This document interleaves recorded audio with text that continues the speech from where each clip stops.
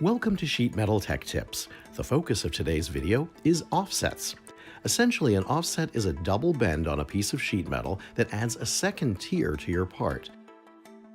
In your designs, the offset height is the distance between two surfaces that are on the same side.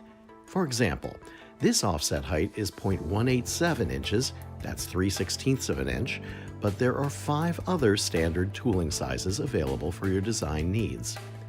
If you design a larger offset, we can do it in multiple steps.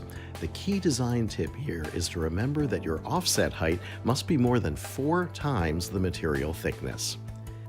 We can alter our process so the angle is less than 90 degrees. This is called a lazy offset. Basically, we'll use the press, but stop it manually to create a 45-degree angle that you've designed. For more information on this topic or other manufacturing design tips, contact our design team.